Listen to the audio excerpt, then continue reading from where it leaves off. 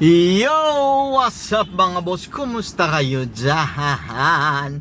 Magandang morning, no? Morning na ngayon, no? Time check natin. Magtatanghaling tapat na 11:55. So ngayong araw na to mga boss, no? Pupunta ko ngayon ng bangko. Kasi nga mga boss, no? Kwentuhan ko lang kayo.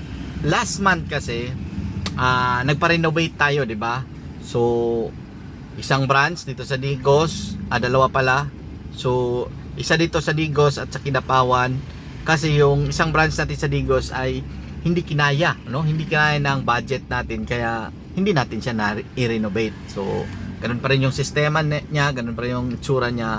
So, yung Kidapawan lang na natin, inuna kasi natin yung Kidapawan mga boss, kasi malapit na ating first year anniversary sa Kidapawan. So, kahapon, pumunta ako ng Kidapawan para hinatid ko yung mga team namin, no, yung team sales salon, no. Hinatid ko yung asawa ko at yung tauhan namin para gagawa tayo ng mga marketing para sa ating ongoing anniversary. So balik tayo sa kwento nung nakarang buwan nagpa-renovate tayo. Ang problema natin, no, problema siya yung mga problema pa rin dati.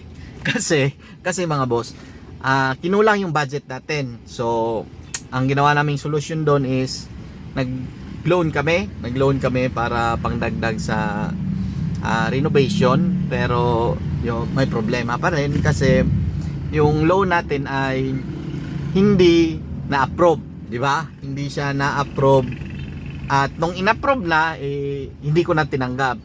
Hindi siya umabot sa panahon na kailangan ko, kaya tinanggihan ko na lang.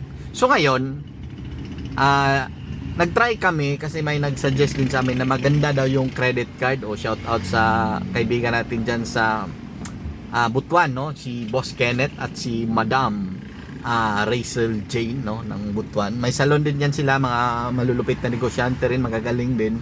So nag-suggest sila sa amin. Actually mga matagal na itong sinasabi nila sa amin, siguro mga 1 taon na.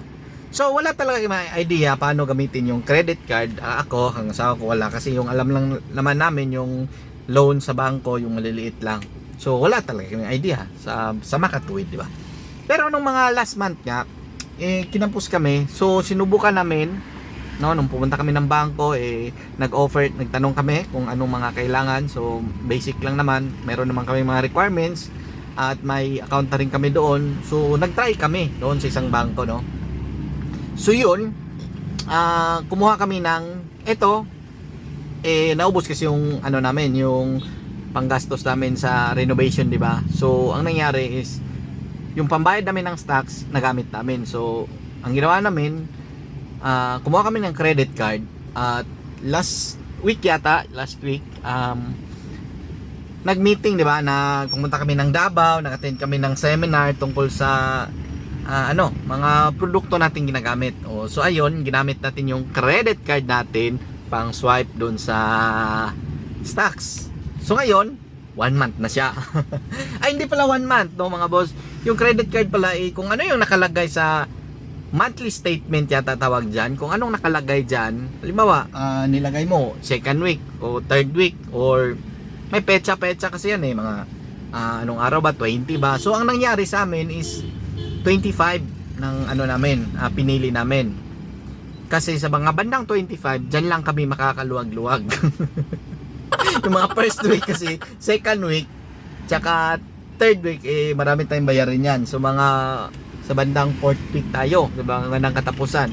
So yun yung pinili namin. So ngayon, 24 na bukas 25 na kasi. So ngayon pupunta ako ng bangka yon. Babayad ako, maghuhulog ako sa credit card. Maliit pa lang naman yung credit limit namin, sa totoo lang.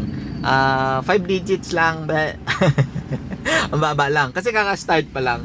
So may nakita rin ako magandang technique sa paggamit ng credit card.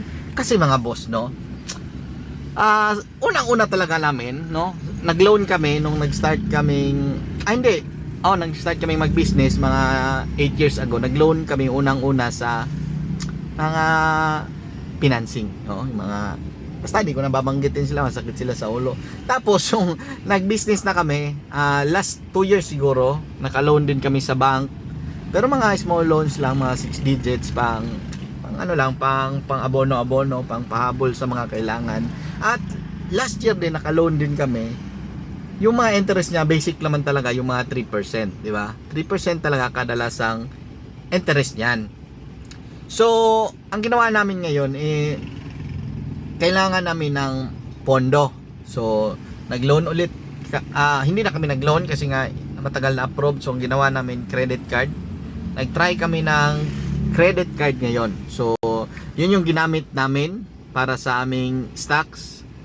At, mga boss, update natin, 25 bukas, so ngayon yung bayaran. Ngayon kami magbabayad. So, ngayon pupunta ako ng bangko. At, first time kong magbayad sa credit card, hindi ko rin alam paano. Kaya, update ko kayo mamaya kung makapagbayad na ako at kung paano ba, kasi wala naman silang auto debit. Di ko alam, basta titingnan natin. At magbablog ako ng medyo mahaba tungkol sa credit card, kung paano gamitin, kasi may nakita akong magandang technique dito ibahagi ko rin sa inyo. Nang sa ganun, marami tayong utang. Bye na kasi pupunta pa ako ng bangko, bababa dito na ako. So, bye muna, kwento ko sa inyo pagkatapos kung anong mga nangyari doon sa Trabaho pa tayo. Bye.